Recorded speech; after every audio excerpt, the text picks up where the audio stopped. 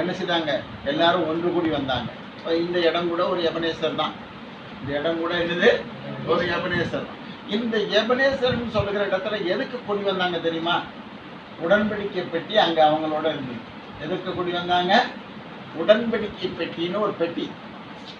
அந்த பெட்டிக்குள்ள 10 கட்டளையாகிய நியாய பிரமாணம், ஆரோன் சொல்லக்கூடிய இஸ்ரவேல் ஜனங்களை வழிநடத்தி வந்ததான ஆரோனுடைய அந்த கோல், இஸ்ரவேலுக்கெல்லாம் டெய்லி சாப்பாடு கொடுக்கறதுக்காக வானத்திலிருந்து ஒரு பொருள் பூமிக்கு மனிதர்களுக்கு சாப்பிடுவதற்காக, இஸ்ரவேல் ஜனங்கள் சாப்பிடுவதற்காக கொத்துமல்லி அளவு தேனில் போட்ட பணியாரம் மாதிரி அவங்களுக்கு கொடுக்கறதுக்கு வானத்திலிருந்து ஒரு பனி பெய்யும். இரவு முழுவதும் பெய்யும். பகலில் அந்த பிள்ளைகள் எல்லாரும் என்ன செய்யலாம், அவங்க வீட்டுக்கு தேவையானதை எடுத்துக்கிட்டு அதில் அப்பம் சுடலாம், அதில் பணியாரம் சுடலாம், அதில் என்ன வேணாலும் செய்யலாம். அப்படி கொடுக்கப்பட்ட ஒரு மண்ணா வைக்கப்பட்ட பொற்பாத்திரம். இந்த 3 பொருள் தான் அதுக்குள்ளே இருக்கும்.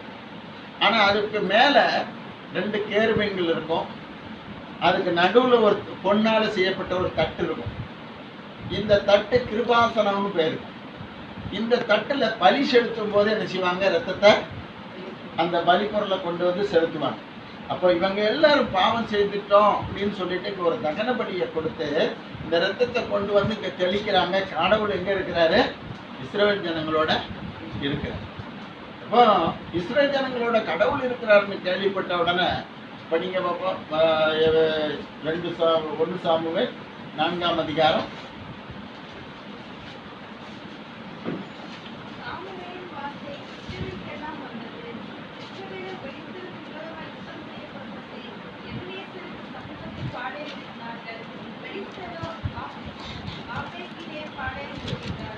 பெலிஸ்தர் ஆபேக் என்று சொல்லுகிற இடத்துல இருந்தாங்க. இவங்க இந்த இடத்துல பாளையம் இறங்கினாங்க. எபனேசர்னு சொல்லுகிற இடத்துல இவங்க எல்லாம் இருந்தாங்க. எபனேசர்னு சொல்லுகிற இடத்துக்கு எபனேசருங்கிற பேர் என்ன? எபன்னா கல், ஏசர்னா உதவி. அப்போ உதவி யாரிடத்திலிருந்து வருகிறது? தேவனிடத்திலிருந்து உதவி வருகிறது. தேவன் இப்போ அங்கே வந்திருக்கிறார். இதை கேள்விப்பட்டவனா அங்குள்ள ஜனங்கள்லாம் என்ன செய்கிறாங்க, எப்பா இவங்க இஸ்ரவேல் பின்பற்றி வந்த தேவன் உண்மையாகவே ஜீவன் உள்ள தேவன். இந்த தேவன் மனாந்தரத்திலிருந்து வெளியில் வந்த போது இவங்களை என்ன செய்தாங்க, எல்லா கானான் ஜாதிகள் எத்தனை பேரையும் அணிந்துட்டாங்க, 31 ராஜாக்களை கொண்டுட்டாங்க, 7 ஜாதிகளை துரத்திட்டாங்க. எத்தனை பேரை கொண்டுட்டாங்க? 31 ராஜாக்களை. ஒன்றும் இல்லை, கத்தி கிடையாது, அருவா கிடையாது, வில்லு கிடையாது, எதுவுமே இல்லாமல் ஆண்டவரே இந்த எதிரிகளை நாங்கள் என்ன செய்யணும், முறியடிக்கணும், இந்த எதிரிகளை எங்களை விட்டு விலகணும், இவங்க வெளியில் போயிடணும் ஆண்டவரே, இவங்களோட நாங்கள் யுத்தம் செய்யக்கூடாது. ஆனால் யுத்த வீரர்களை போல இவங்க என்ன செய்வாங்க, இருப்பாங்க. யுத்த வீரர்கள் மாதிரி இவங்க எல்லாம் ஸ்தோத்திர பாட்டு போடுவாங்க, இல்லைன்னா ஜெபம் பண்ணுவாங்க. இந்த 2லையும் இணைஞ்சிரும், எதிராளிகள் ஓடி போயிடுவாங்க. இப்போ இங்கே வந்திருக்குது, எப்போ பெட்டி வந்துருச்சு, கடவுள் அவங்க மத்தியில் இருக்கிறாரு. இவங்கெல்லாம் 31 ராஜாக்களையும் 7 ஜாதிகளையும் துரத்தினவங்க, இவங்க முன்னாடி நம்ம நிற்க முடியாதுப்பான்னு சொல்லிட்டு நினைச்சிட்டாங்க. எபனேசரில் இருந்ததுனால இவங்களுக்கு விரோதமாக கிரியை செய்யணும் வந்தவங்க அத்தனை பேரும் என்ன செய்தாங்க, முறிந்து ஓடினார். அல்லேலூயா, அல்லேலூயா.